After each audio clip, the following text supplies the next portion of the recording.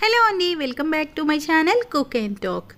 ఈరోజు మన ఛానల్లో నేను చేయబోయే రెసిపీ ఏంటంటే టమాటో రసం. ప్రొసీజర్ చూసేద్దాం. మన దగ్గర రసం పౌడర్ లేనప్పుడు అప్పటికప్పుడు ఇన్స్టాంట్గా కూడా మనం రసం చేసుకోవచ్చండి. సో నేను ఎలా చేస్తాను అనేది స్పైసెస్ ఎక్కువ యాడ్ చేయకుండా ప్రొసీజర్ అనేది చూసేసేయండి. ముందుగా టమాటో రసానికి గాను ఇక్కడ నేను చిన్న సైజ్ టమాటోలు అయితే ఒక 6 నుంచి 7 తీసుకోండి. ఒకవేళ మీడియం అయితే ఒక 3 టమాటోలు సరిపోతుంది. ఇవన్నీ చిన్న ముక్కలుగా కట్ చేసుకొని మనం ఈ విధంగా స్మాష్ చేసుకోవాలి.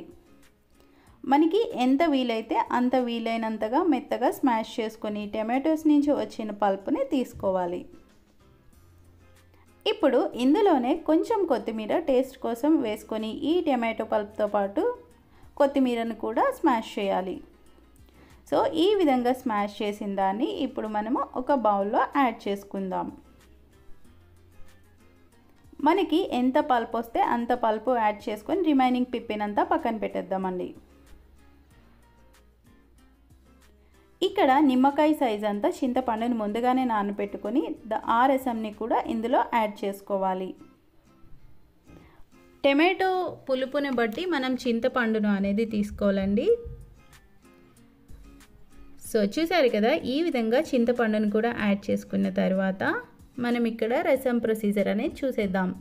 ఒక 1/2 స్పూన్ వరకు పసుపు, మీ కారానికి సరిపడినట్టు పచ్చిమిర్చి, అలానే మన టేస్ట్కి సరిపడినంత సాల్ట్ అండ్ అలానే మనం రసం ఎంత అయితే పెట్టుకుంటామో అన్ని వాటర్ని యాడ్ చేసుకొని దీన్ని కాసేపు పక్కన పెట్టుకుందాం.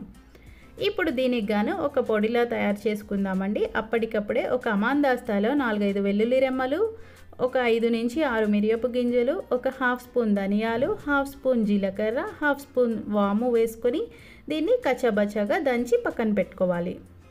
ఇప్పుడు మనం స్టవ్ పై ఆల్రెడీ ముందుగా తయారు చేసి పెట్టుకున్నాం కదండి, దీన్ని పెట్టుకొని మరిగించుకోవాలి.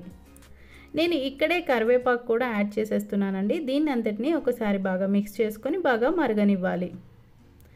సో చూసారు కదా, ఈ విధంగా మరిగిన తర్వాత మనం ఆల్రెడీ దంచి పెట్టుకున్న దాన్ని కూడా యాడ్ చేసుకోవాలి. ఇది మరగడానికి మనకి 10 మినిట్స్లో అయిపోతుందండి రసం అనేది. సో ఇప్పుడు రసంకి పోపు పెట్టేద్దాం. రసం పోపుకు గాను ఒక టెంపరింగ్ ప్యాన్లో ఆయిల్ వేసుకొని ఆయిల్లో ఆవాలు, జీలకర్ర, కొంచెం మెంతులు అండ్ అలానే ఎండుమిర్చి, కొంచెం టేస్ట్ కోసం ఇంగువ ఇష్టం లేని వాళ్ళు స్కిప్ చేసేయచ్చు. ఈ పోపుని ఆల్రెడీ మనం మరిగిన రసంలో యాడ్ చేయడమే. సో చూసారు కదండి, టమాటో రసం అనేది ఎంత ఈజీనో. ఇక్కడ మీకు టేస్ట్ కోసం ఇష్టమైతే చిన్న బెల్లం అనేది యాడ్ చేయండి, రసం ఇంకా బాగుంటుంది. సో ఈ వీడియో కనుక మీకు నచ్చినట్టయితే please do like, share and subscribe to my channel.